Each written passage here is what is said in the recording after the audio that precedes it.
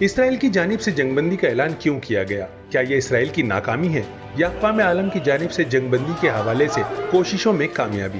اقوام متحدہ اور یورپی یونین کا اس جنگ بندی میں کیا کردار ہے اور غزہ پر 11 روز تک وحشیانہ حملوں کے نتیجے میں نہتے فلسطینیوں کو کتنا جانی و مالی نقصان ہوا؟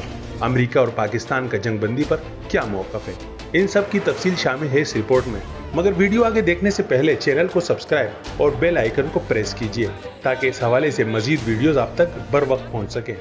11 دن میں اسرائیلی حملوں کے دوران 242 فلسطینی شہید اور 1900 سے زائد زخمی ہوئے۔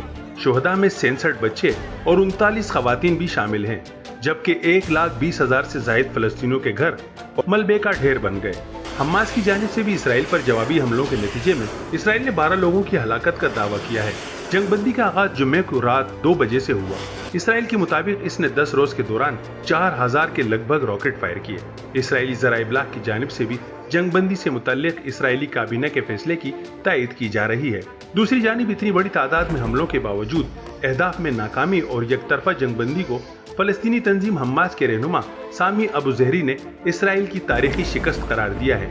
اقوام متحدہ کے سیکریٹری جنرل اینٹونیو گوتریش نے جنگ بندی کا خیر مقدم کرتے ہوئے مصر اور قطر کی کاوشوں کو سراہا ہے، جبکہ عالمی برادری سے فلسطین کی تعمیر نو، بحالی اور ترقی کے لیے کردار ادا کرنے پر زور دیتے ہوئے کہا کہ اسرائیلی اور فلسطینی قیادت کی ذمہ داری ہے کہ جنگ بندی کے بنیادی اسباب پر غور کریں۔ امریکی صدر جو بائیڈن نے بھی جنگ بندی کا خیر مقدم کرتے ہوئے اعلان کیا ہے کہ غزہ میں فوری بحالی کے اقدام کیے جائیں گے۔ یورپی یونین کے صدر چارلس میچل نے بھی جنگ بندی کے اعلان کے بعد اپنے سوشل میڈیا پیغام میں کہا ہے کہ 11 روز کی جھڑپوں کے بعد اسرائیل اور حماس کے درمیان جنگ بندی خوش آئند ہے۔ پاکستان کے وزیر خارجہ شاہ محمود قریشی کی جانب سے بیان میں کہا گیا ہے کہ یہ اجتماعی اقدام اور ہر قوم کی کوشش کا نتیجہ ہے اور دعا ہے کہ جنگ بندی فلسطین میں امن کی جانب پہلا قدم ہو۔ سیز فائر کے اعلان کے فوراً بعد ہی فلسطینیوں کی بڑی تعداد جشن منانے کے لیے گاڑیوں اور پیدل غزہ کی سڑکوں پر نکل آئے۔ مساجد کے لاؤڈ سپیکر سے فتح کا اعلان کیا گیا۔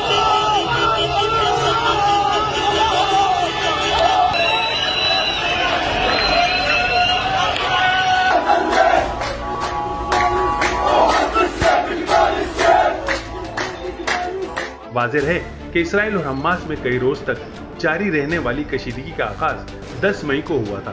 یہ کشیدگی مشرقی بیت المقدس میں اسرائیل کی جانب سے چند فلسطینی خاندانوں کو بے دخل کرنے کی کوششوں کے بعد شروع ہوئی تھی۔ تمام تر تنازعات کی موجودگی میں فلسطینیوں کو انصاف کی عدم فراہمی، بیت المقدس پر قائم اسرائیلی تسلط اور فلسطینیوں پر اسرائیلی مظالم کے ازالے کے بغیر یہ جنگ بندی کتنے عرصے تک قائم رہے گی، اس بارے میں اپنے خیالات کا اظہار کمنٹ سیکشن میں ضرور کیجیے اور ہمارے چینل کو سبسکرائب کریں تاکہ اس حوالے سے اپڈیٹ آپ تک بر وقت پہنچ سکے۔